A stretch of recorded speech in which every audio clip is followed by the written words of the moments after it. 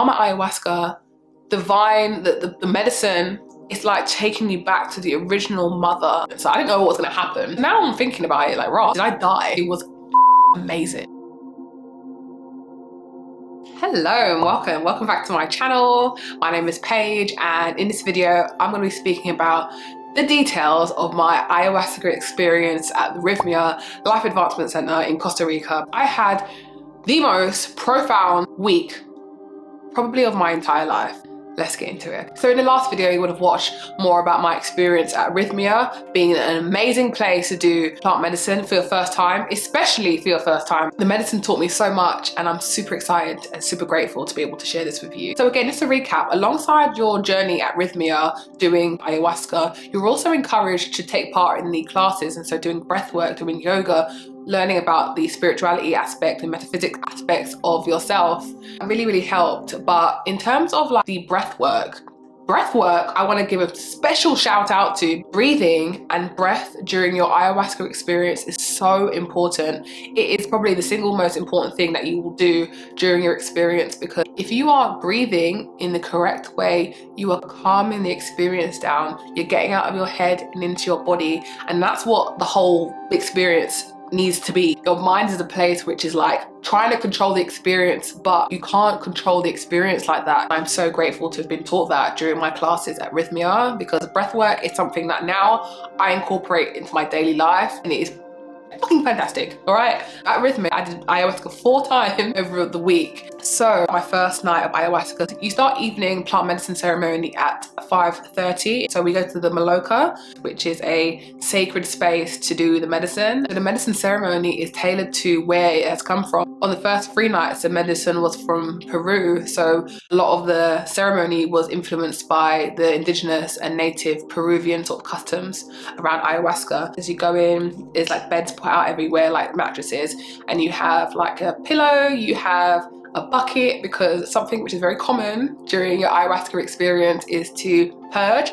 And so purging means throwing up, going to the toilet, yawning, crying, all that kind of stuff. You've got the shamans who stand at the front and they bless the medicine, and then you get up and you go over and you drink. During my first ceremony, I had 3 cups of ayahuasca. On my 3rd cup, I drank and I sat down. So I didn't know what was gonna happen. Then I started seeing the most beautiful and sacred geometry. Like my eyes are open and all I see in like the dark is like mandalas, and I'm like, what is this? And are you kidding me? Like, close my eyes and like my mind is just like really kind of like starting to like speed up, and then all of a sudden I've kind of got this one Paige who's just like, oh my gosh, Paige, you're crazy, why are you doing this? Then I could hear like the whisper of a beautiful voice who was also me, but she was like loving, sensual, and she was like, hey Paige,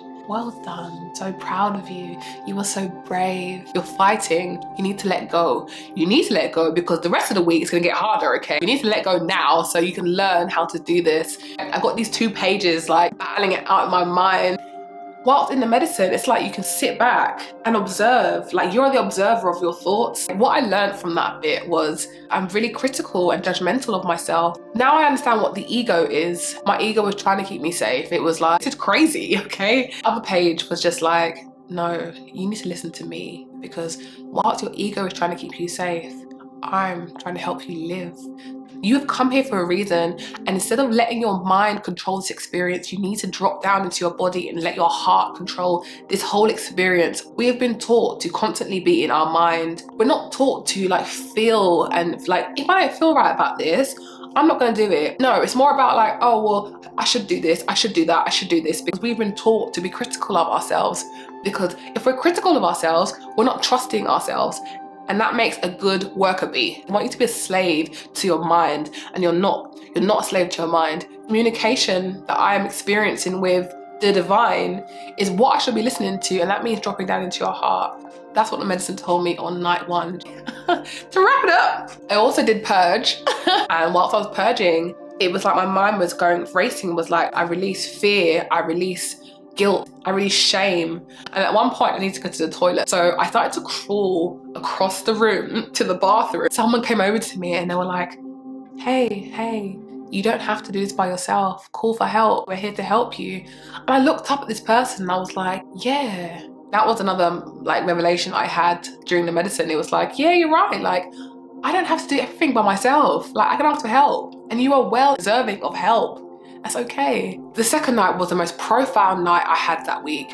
It was probably one of the most profound nights of my life. So I drank the medicine, I went to lie down, and all of a sudden, I couldn't move. I'm flat out on this bed, okay, can't move. I'm starting to kind of lose touch with my body. Like, I couldn't feel my body anymore. It was like I was melting into the mattress. So I was starting to get a bit panicky because it literally felt like I was leaving my body, and I did.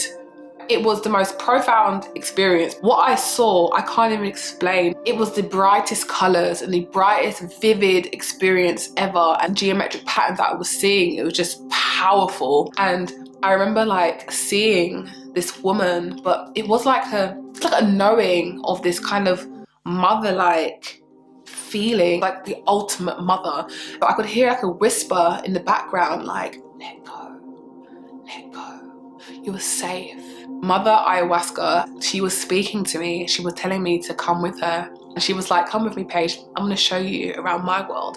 And so she took me through her world, and all I could feel was love and gratitude and like such beauty. All I could think in my head was like, I'm so grateful, thank you so much. It felt like a transitional place, the in-between space before going into your next experience as a human, as an ant, as a bird. She told me, she was like, don't fear death. Those people who have passed on to the other side, don't fear for them. They're not in pain, they're not scared. Don't be fearful, because they come here, this beautiful place with me. She told me, she was like, if anything, the immense amount of love that you feel when you're about to die, you just feel so much love, and you feel like, you know what? I can let go, it's okay. And that's what like it felt like to me, like when she was like, come on, Paige, let's go. Now I'm thinking about it, like, rah, did I die? It felt like, it's like I was conscious there, like experiencing it, but I had no body. And then she dropped me right back off, back to earth. And I woke up and I was just like, whoa. That was the most profound experience of my entire life. I thought I'd been away for like ages. I thought that I missed all the other cups of ayahuasca that people had gone up for. And then all of a sudden I heard, we're calling for the second cup. And I just started laughing. I was like, what? You're telling me I've only been away for like an hour? I could not get up and go for it. I was so scared of having such a profound experience again. Even though my experience was so beautiful and profound and powerful, I just don't think I could have done that again that night. Like, it was way too much for me to have that kind of experience again. And I was scared. I was like, if I could have such a profound, beautiful experience, if I have a second cup, what if it doesn't go so well? Like, my ego was getting involved, and now I see that. But at the time, I was like, I don't know, like, so most people went up for their second cup. And so when everyone sat down again, all of a sudden I went back into an experience again. Like, it was crazy because I'd fully come out of my experience. I was clean, clear, I got up to go to the toilet, I didn't need any help, calm. And all of a sudden I was like, jolted back into this experience again. I didn't have to have a second cup. The music, it sent me back on this kind of journey of the music at Rhythmia. It's amazing. What happened was, like, Mama Ayahuasca told me, she was like, listen, you're gonna hold space for other people and it's gonna pass through you.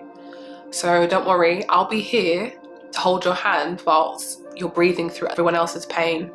But that's what the situation is tonight. You're gonna be holding space. So I was like, okay. When everyone was purging and like the music was on, I was just crying and being like, Mama, thank you for healing me. Mama, thank you for healing me. Thank you for healing us. And thank you for leading me here. I'm so grateful. Thank you, thank you, thank you. Crying and shaking. I haven't cried like that for years. And it was such a beautiful, freeing experience. Night 2 was fucking amazing, okay? Fucking amazing. I know I sound like this kind of hippie, and you know why? It's because I am, okay? They say that doing ayahuasca is like doing 10 years of therapy. 100%